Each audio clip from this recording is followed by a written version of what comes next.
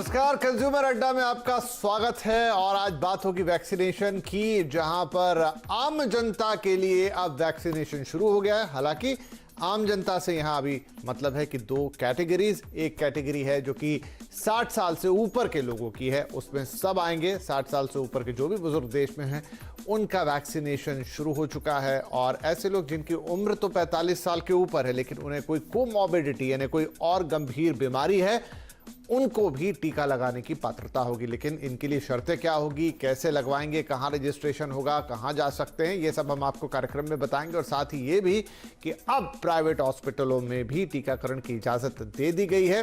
250 रुपए जरूर वहां पर आपको देने होंगे, लेकिन क्या वहां के लिए क्या क्राइटेरिया है, किस तरीके से जा सकते हैं, कौन सा हॉस्पिटल आपको चुनना होगा, ये तमाम सवाल आपके मन में होंगे। उन सभी का आज हम आपको जवाब देने जा रहे हैं। और हमारे साथ शामिल हो रहे हैं कुछ खास मेहमान। मेट्रो हॉस्पिटल दिल्ली के डॉक्टर मनोज दत्ता साहब, सीएडीएस हॉस्पिटल के डॉक्टर टी राजदेव पात्रो और वैक्सीन अवेयरनेस कैंपेन कमेटी के सदस्य समीर भाटी साहब, जो कि स्टार इमेजिंग के डायरेक्टर भी हैं। आप सभी का बहुत बहुत स्वागत है। तो समीर भाटी साहब, मैं आपसे ही शुरुआत करता हूं क्योंकि काफी दिनों से आप अवेयरनेस फैला रहे हैं इस कमेटी के सदस्य के तौर पर वैक्सीनेशन को लेकर। तो आज से आम जनता की दो कैटेगरीज के लिए ये वैक्सीनेशन शुरू हो गया है। कैसे चलेगा यहां से ऑनगोइंग ये पूरा प्रोग्राम? जी बिल्कुल, जैसा कि मैं आपको बताऊं, शुरुआती दिनों के अंदर हम जैसा देख रहे थे, इसके अंदर वैक्सीन को लेके बहुत ज़्यादा हेजिटेंसी थी, हिचकिचाहट थी लोगों को। बट अभी आज जिस तरह से देखा जा रहा है, काफ़ी ज़्यादा इसमें क्वेरीज जनरेट हो रही है और लोग अपने आप से आ रहे हैं वैक्सीनेशन लगवाने के लिए, और काफ़ी इसके ऊपर जो है इंक्वायरीज जनरेट हो रही है। अब इसके ऊपर दो चीज़ें हैं। सबसे पहले इनिशियली हम बात करें तो उनको रजिस्ट्रेशन वगैरह में लेके जब कुछ इश्यूज आ रहे थे, बट अभी जो कोविन है उसको भी काफ़ी स्मूथ कर दिया गया है, तो लोग उसमें रजिस्ट्रेशन भी कर पा रहे हैं। और दूसरी जो सबसे इसमें महत्वपूर्ण बात है देखने वाली, अभी आपने देखा होगा कि जिस तरह से स्पाइक हुआ है करीबन 6 राज्यों के अंदर, तो वो भी एक कारण है जिसकी वजह से लोगों को लग रहा है कि अभी हमें वैक्सीनेट होना चाहिए, हमें वैक्सीन लगवानी चाहिए। जी राइट। डॉक्टर पात्रो, तो क्योंकि फटाफट सवाल लेते हैं, लोगों के जो एफएक्यूज है वही मैं एक तरीके से आज यहाँ लेना चाहता हूं। तो ऐसे लोग जिनकी उम्र 45 साल से ज्यादा है लेकिन उन्हें कोमॉर्बिडिटी है, उनसे कहा गया है कि आपको एक फॉर्म भरना होगा, उसका फॉर्मेट भी सरकार दे रही है और उसमें आपको डॉक्टर से सर्टिफाइड कराना होगा, और 20 अलग अलग बीमारियों की लिस्ट भी दी है। क्या ये कुछ इसमें से जो मेजर बीमारियां हैं जो आमतौर पर ज्यादातर लोगों को हो जाती है 45 के बाद, उनके बारे में आप हमें बताएं, और वो सर्टिफिकेशन कैसे होगा? क्या सीधे वो किसी भी डॉक्टर के पास जाके सर्टिफाई करा सकते हैं? नमस्कार विपिन साहब, ये बहुत महत्वपूर्ण क्वेश्चन आपने पूछा है।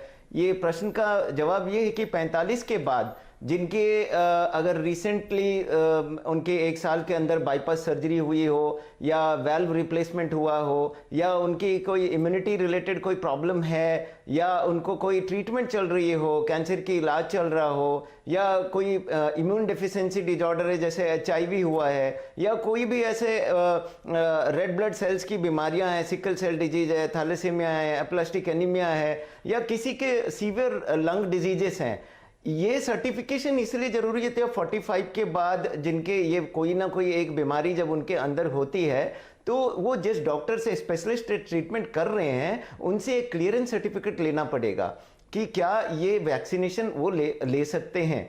तो वो जब क्लियरेंस सर्टिफिकेट लेंगे उनको बता दिया जाएगा कि ज़्यादातर अगर वो कुछ चीज़ें हम चेक करते हैं उस चीज़ों में वो उत्तीर्ण होते हैं, जैसे ब्लड ब्रीडिंग डिजॉर्डर है, अगर हम देखते हैं फैक्टर 8 की कमी है, या कोई फैक्टर कोआगुलेशन फैक्टर जो ब्लड को रोकती हैं उसकी कमी है, तो हम उन्हें कुछ समय देते हैं, और उस समय के बाद जब हम उनकी ब्रीडिंग प्रोफाइल चेक करते हैं, नॉर्मल आता है, तो हम उनको गो हेड करते हैं, जाइए आप वैक्सीनेशन लगाइए। उसी तरह हर बीमारी की होती है, इसलिए सर्टिफिकेशन जरूरी हो जाता है, नंबर 1। नंबर 2, सर्टिफिकेशन से, स्पेशलिस्ट सर्टिफिकेशन से एक वैक्सीनेशन के ड्राइव में बहुत तेजी आएगी, क्योंकि वैक्सीनेशन काम होता है वैक्सीनेट जितने हम फास्ट करें, क्योंकि जैसे अभी भाटी साहब ने कहा स्पाइक ऑफ इन्फेक्शन बढ़ रही है। जब ये स्पाइक ऑफ इन्फेक्शन साथ ही साथ चैलेंज कर रहा है आपको इन्फेक्शन फैलने की, तो हमें वैक्सीनेशन की ड्राइव भी बड़ी तेजी से करनी होगी। तो ये यहाँ पर मैं एक छोटा सा सवाल आपसे पूछना चाहता हूं कि कोमॉर्बिडिटी में क्या ब्लड प्रेशर और डायबिटीज जैसी चीजों का भी जिक्र है? वो 20 बीमारियों में ये दोनों भी हैं?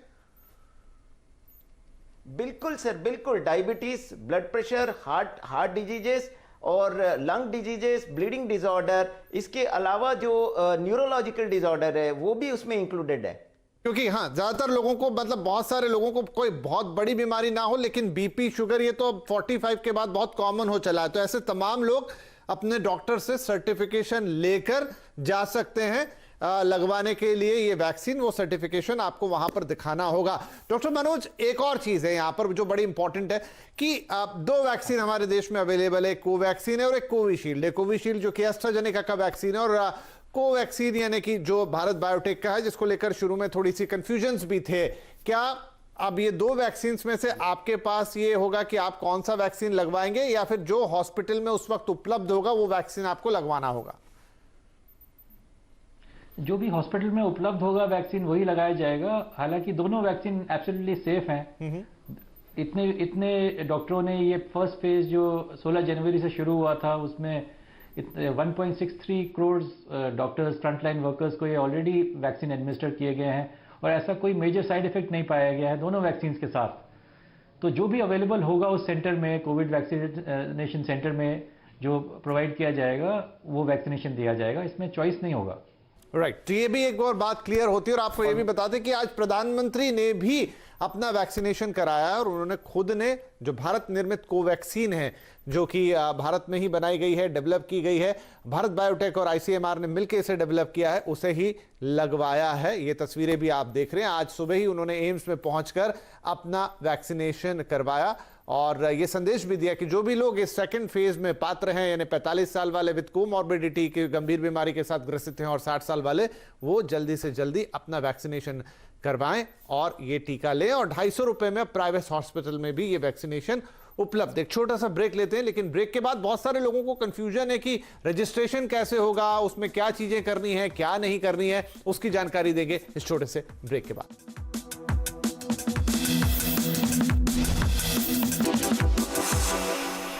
Welcome back. कंज्यूमर अड्डा में आज बात हो रही है कि वैक्सीनेशन का दूसरा फेज शुरू हो चुका है और अब आपको कैसे वैक्सीन मिल सकती है। फटाफट इस चर्चा को आगे बढ़ाएंगे। समीर साहब, ये बताइए कि वैक्सीनेशन की जो रजिस्ट्रेशन है उसे लेकर भी लोगों में थोड़ी सी गफलत है। अगर आप उसको थोड़ा क्लियरली बता पाएं कि एग्जैक्टली आपको क्या करना है।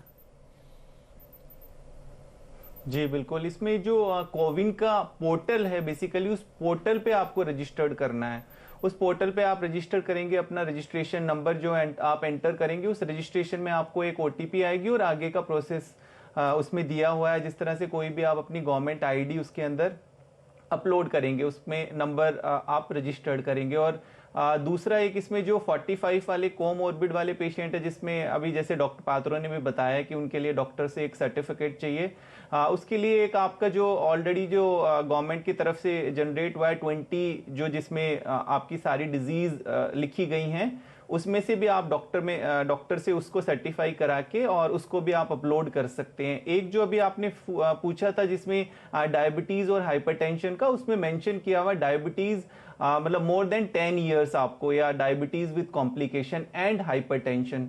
ओनली हाइपरटेंसिव पेशेंट्स के लिए नहीं है वो अभी अवेलेबल।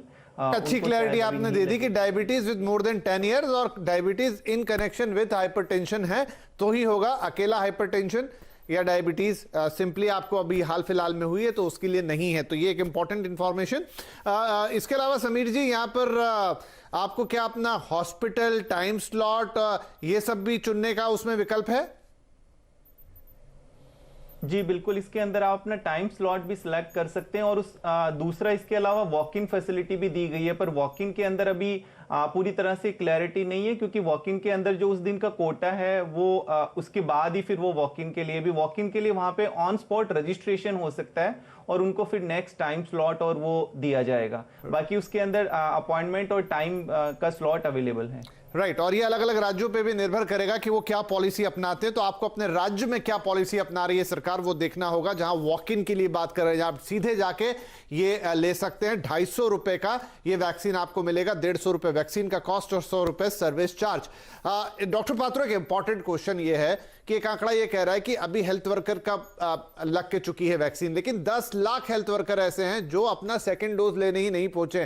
तो हम अपने दर्शकों को ये बताना चाहते हैं कि वैक्सीन का एक डोज लेकर क्या आपका काम हो जाएगा, या जब तक आप दोनों डोज नहीं लेते हैं वक्त पर तब तक वैक्सीन कारगर नहीं है? बिल्कुल जरूरी ये है, एक डोज के बाद दूसरा डोज लेना बिल्कुल जरूरी है, क्योंकि पहला डोज आपके बॉडी के इम्यून सिस्टम को प्राइम कराता है, वो प्रोग्राम कराता है एंटीबॉडी जनरेट करने में, ताकि आपके कोविड के साथ वो फाइट करे। दूसरा डोज काफी मात्रा में एंटीबॉडी जनरेट करेगी, ताकि आपका बॉडी को सुरक्षा देने में सक्षम हो जाएगा। इसलिए दूसरा डोज लेना बहुत जरूरी है। राइट तो आपको दोनों डोजेस लेने हैं, एक डोज लेने के बाद दूसरे को मिस नहीं करना है, क्योंकि ये बहुत शिकायतें आ रही हैं कि लोग अपना दूसरा डोज लेने पहुंचे ही नहीं हैं। तो दूसरे डोज के बिना काम की नहीं रहेगी वैक्सीन, ये ध्यान में रखिएगा। डॉक्टर मनोज, एक और कंफ्यूजन लोगों में है, क्योंकि ये भ्रांति फैल गई थी कि इसके कोई साइड इफेक्ट हैं, ये है वो है, लेने से ऐसा हो जाता है वैसा हो जाता है। क्या आपकी जानकारी में कुछ ऐसा? देखिए कुछ एक केसेस जरूर हो सकते हैं, वो इंडिविजुअल केसेस होंगे, लेकिन क्या इन जनरल इन दोनों ही वैक्सीन के कोई मेजर साइड इफेक्ट सामने आए हैं? नहीं, इतने सारे वैक्सीनेशन होने के बावजूद ये पता लगा है कि ऐसा कोई मेजर साइड इफेक्ट नहीं है दोनों वैक्सीन का। और इस वक्त इतने 1.63 करोड़ जिन डॉक्टर्स और फ्रंटलाइन वर्कर्स का वैक्सीनेशन हो चुका है, कोई मेजर साइड इफेक्ट ऐसा पाया नहीं गया है जिसकी वजह से जान माल की हानि हुई हो, ऐसा कुछ अभी तक देखा नहीं गया है। ये परफेक्टली सेफ है। We encourage everyone, like it has been already decided, 60 से ऊपर साल जिनकी उम्र है और 45 से ज्यादा है। डॉक्टर मनोज, वो छोटे मोटे साइड इफेक्ट क्या हो सकते हैं जिनसे आपको कोई खतरा नहीं है? मसलन देखते हैं कि वैक्सीनेशन के बाद कुछ लोगों को टेम्परेचर हो जाता है, तो ऐसी दो चार चीजें कोई जिनसे अगर होता भी है तो आपको डरना नहीं है? हल्का सा बुखार होना या हल्का सा बुखार होना या जोड़ में दर्द होना या कुछ रैश आ जाने शरीर पे जो कुछ देर के लिए रहते हैं फिर चले जाते हैं, या सर दर्द, इस तरह की चीज, लूज मोशन, लेकिन वो कोई इंपॉर्टेंट नहीं है। जनरली हॉस्पिटलाइजेशन की भी जरूरत नहीं पड़ी है और बहुत ही रेयर है। अभी तक तो कोई मेजर लॉन्ग लास्टिंग कॉम्प्लिकेशन पाया ही नहीं गया है।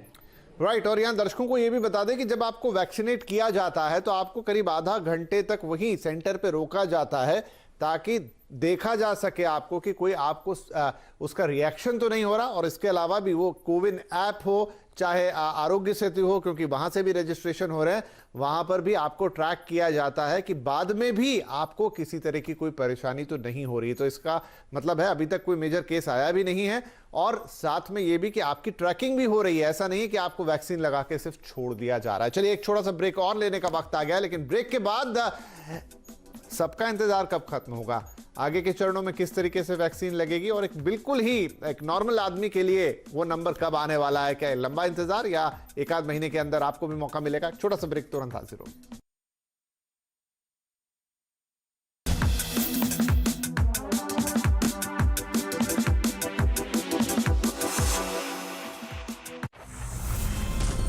You become so good at going on that you've forgotten how to go off. You've become so good at following the calendar, you've forgotten there's no such thing as a calendar.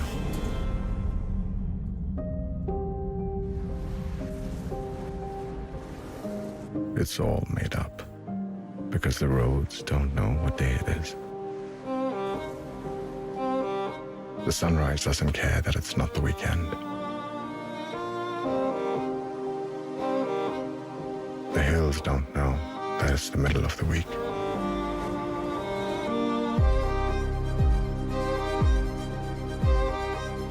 Today doesn't care it's a Monday.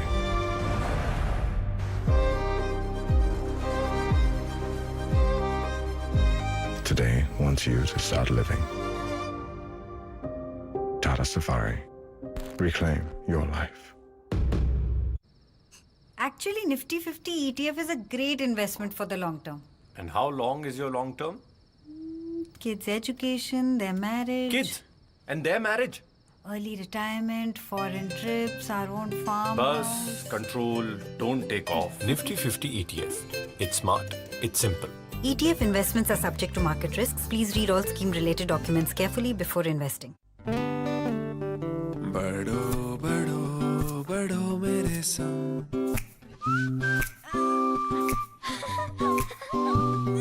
बढ़ो बढ़ो बढ़ो मेरे संग, बढ़ो बढ़ो बढ़ो बढ़ो। कुछ इसी तरह बच्चों के साथ साथ बढ़ते हैं LIC के चिल्ड्रंस प्लान्स, जो दे आकर्षक भुगतान बच्चों की हर बढ़ती अवस्था में। संग।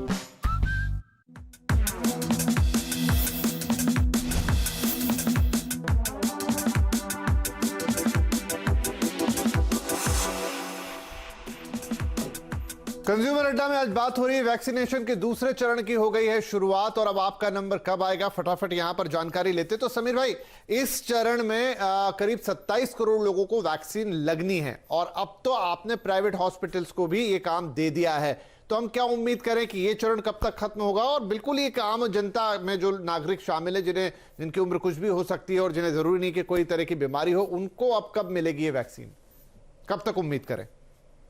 जी, जिस तरह से अब जी बिल्कुल, प्राइवेट हॉस्पिटल्स को भी जिस तरह से अब इस मुहिम में शामिल कर लिया गया है, तो अभी काफ़ी सारे वैक्सीनेशन सेंटर्स हो गए हैं, तो हमें लग रहा है कि ये काफ़ी स्पीड अप हो जाएगा प्रोसेस। और दूसरी, जैसे आपने बात की कि इसके अलावा जो आपका दूसरा ग्रुप बचा है, जो बिल्कुल हम बात कर रहे हैं कि आम जनता के लिए, अभी जो दोनों आपकी वैक्सीन्स भी है, उनको फुल लाइसेंस मिलना, अभी जिस तरह से हम बात कर रहे थे कि उनको इमरजेंसी अप्रूवल के जरिए ये सरकार के थ्रू वैक्सीन आ रही है। फिर बिल्कुल जिस तरह से हम बात कर रहे हैं ओपन मार्केट में ये मिलना जिस तरह से शुरू हो जाएगा, फुल लाइसेंस जब मिल जाएगा, और भी बाकी वैक्सीन्स जो आ रही हैं उनके भी ट्रायल फिनिश होने के बाद उनको अप्रूवल मिल जाएगा, तो ये और भी स्पीड अप हो जाएगा और आम जनता के लिए भी बाकी ये अवेलेबल होगी। राइट डॉक्टर पात्रो, एक इंपॉर्टेंट सवाल, काफी इंपॉर्टेंट आई थिंक सो, कि वैक्सीनेशन के बाद क्या आप बिल्कुल सुरक्षित है? मतलब क्या आपको ना मास्क लगाने की जरूरत है, ना कोई और प्रिकॉशन रखने की जरूरत है? वैक्सीन लग गई तो यू आर सेफ?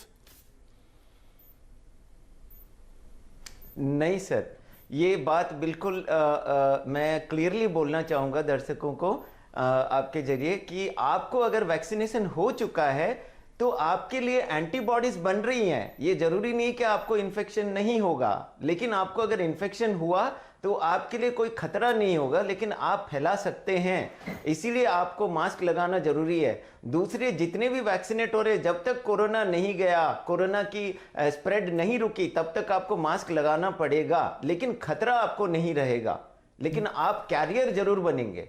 तो इसलिए मास्क बिल्कुल लगाना पड़ेगा, हैंड सैनिटाइजेशन करनी पड़ेगी, दूरी मेंटेन करना पड़ेगा, खतरा कम होगा। राइट, बहुत इंपॉर्टेंट पॉइंट कि आपको मास्क भी लगाना जरूरी होगा, हैंड सैनिटाइज, क्योंकि आप कैरियर बन सकते हैं। Right, at last Manoj ji एक सवाल, डॉक्टर मनोज, की क्या ये वैक्सीन एक परमानेंट सॉल्यूशन है? मतलब एक बार आपको लग गया तो फिर वो एंटीबॉडीज आपके अंदर हमेशा के लिए रहेंगे, या फिर एक सर्टेन टाइम पीरियड तक ही आपकी रक्षा करेंगे? हो सकता है उसके बाद एक नया डोज लेना पड़े। अभी तो जो हमारी इसके बारे में नॉलेज है उस हिसाब से तो काफ़ी लॉन्ग टर्म प्रोटेक्शन देगी ये, बट आगे जाके ही पता लगेगा कि ये कितने देर तक लास्ट करती है। बट एट द मोमेंट ये मान के चलते हैं कि एटलीस्ट वैक्सीन हम ले लें, क्योंकि ये लॉन्ग टर्म प्रोटेक्शन देगा इस वक्त। खासकर जो हाई रिस्क ग्रुप्स हैं, 60 ईयर्स से ऊपर हैं, इनमें प्रोटेक्शन देना बहुत ज़रूरी है। लॉन्ग टर्म प्रोटेक्शन देगा ये, हाउ लॉन्ग वो अभी तक कोई वो टाइम बताएगा हमें, but at least 6 months to 1 year तो अभी हम मान के चलते हैं कि इतना प्रोटेक्शन तो मिलेगा ही मिलेगा। राइट, तो अभी इंपॉर्टेंट है उसके आगे हर्ड इम्यूनिटी डेवलप होगी।